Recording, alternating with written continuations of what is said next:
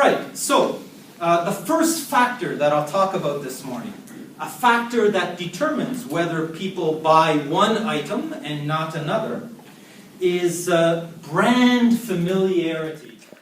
Brand familiarity is the ability that people have of quickly identifying a product when they see it or hear its name.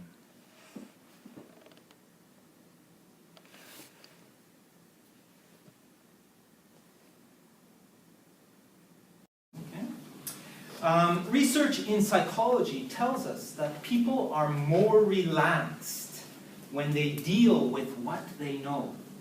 Okay? And they get tense and stressed when faced with something unknown. This is a reason why when many people, like Western tourists, visit a foreign country on their own, they might at lunchtime gravitate towards McDonald's, okay, or a different Western fast food restaurant, instead of trying something new and different. Note that I said on their own, okay, not in a group. We'll come back to that point a little later in the lecture. It's important. Okay? So, brand familiarity is one of the key goals of advertising. Okay? Companies want consumers to hear their product's name, to see their product's shape, and look, so that when they are shopping and choosing from a range of goods, their brand will stand out as something familiar. Not unknown. Brand familiarity is closely connected to brand loyalty. Brand loyalty, which is the habit that consumers have of consistently buying the same product again and again as needed.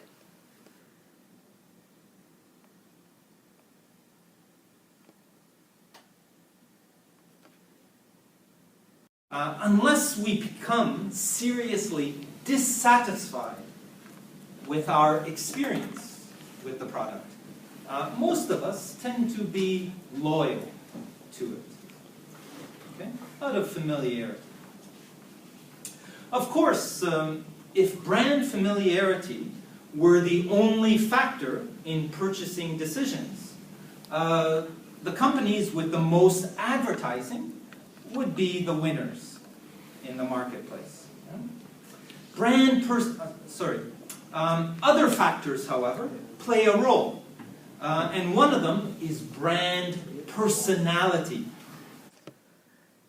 Brand personality can be defined as the set of human characteristics that you associate with a product when you see it or hear its name.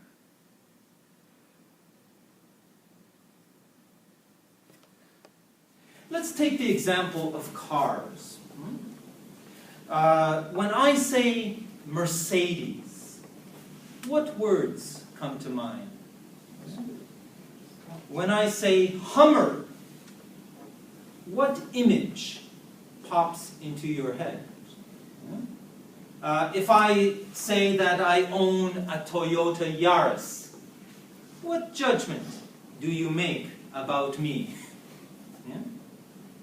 So brand personality is a very powerful motivator when consumers are deciding what to buy.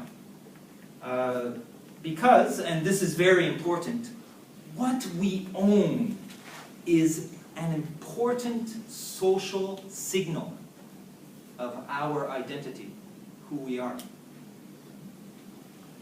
Okay? Many of our purchases are in part connected to our desire to identify ourselves with a particular brand and what it stands for, like excitement or reliability. There are many ways for a product to create such associations. But one method I'm sure you're familiar with is the use of celebrities like sports heroes or film stars. Okay? The company that pays these people to endorse their products, to sell their products, they hope that the emotional connection that you have with these people will help to sell the product and make people buy it more. Of course, such advertisements are ineffective if people don't really believe that the famous person uses the product. Okay? In any case, companies pay a lot of attention to creating the desired brand personality for their product. A little earlier, when I was talking about brand familiarity, I mentioned that foreign tourists, when on their own, when alone, tend to opt for eating at familiar fast food restaurants. Yeah? On the other hand, when they travel in tour groups, they are much more willing to try local restaurants or cafes. Why is that?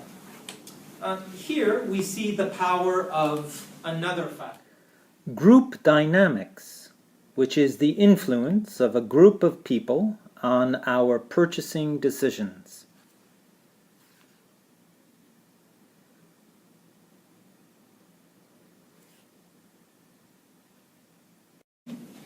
You might have wondered how new products or brands can be successful when we humans usually choose the familiar, what we know already.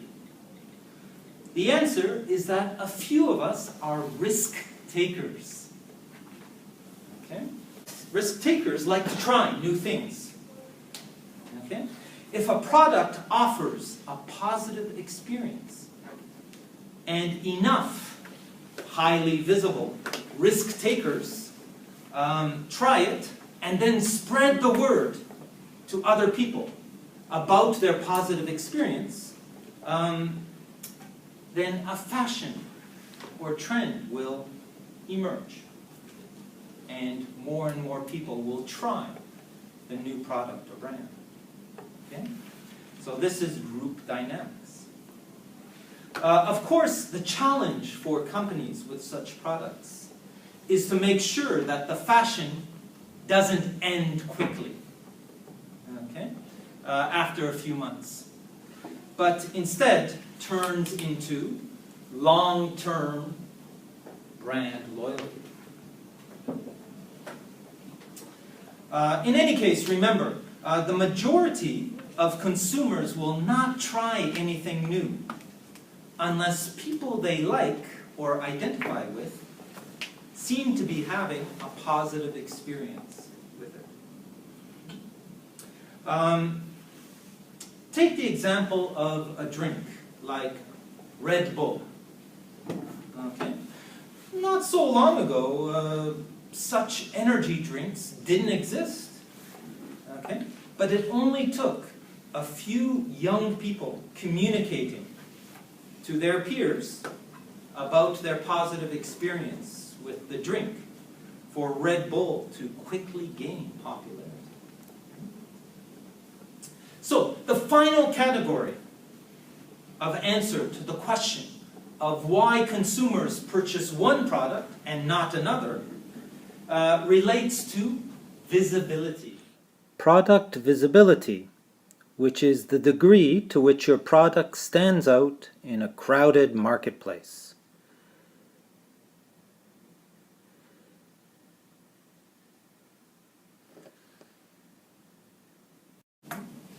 Perhaps you're thinking about advertising in this respect. And in part, you're right. But that kind of marketing is only one piece of the puzzle. Making sure that your product is available in as wide a range of stores and retail outlets is another piece. So that a diverse group of consumers can have the opportunity to buy it.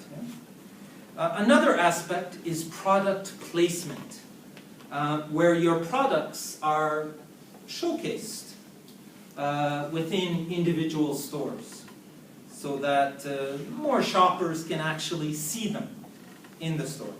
Yeah? Perhaps even handle them without any special effort. Therefore, visibility can be a mental concept, yeah? As we see in advertising, but it can also be a physical concept, such as in product placement. By the way, a lot of money is spent by companies to have their products put into movies, into TV shows, okay? So that a film star is using the product in the movie. A famous example is, do you know James Bond? Yes. Yeah? There was a movie called Casino Royale a few years ago, and in the middle of the movie, James Bond showed his Omega watch. And someone even asked about it. Ooh, very nice, you know? Right in the middle of a movie, you know? And believe me, Omega paid a lot of money to the filmmakers so that they would have this scene in the movie. Why? Because they wanted to make their product visible. Well, that's about all for now. I actually didn't mention one more important factor when people choose to buy a product. Let's see if you can guess it by the next class. In any case, I hope you've taken some good notes, and make sure that you review these important concepts and their definitions, because they'll come up again and again throughout our course on consumer psychology. And now let's move on to talk about the assignments and assessment.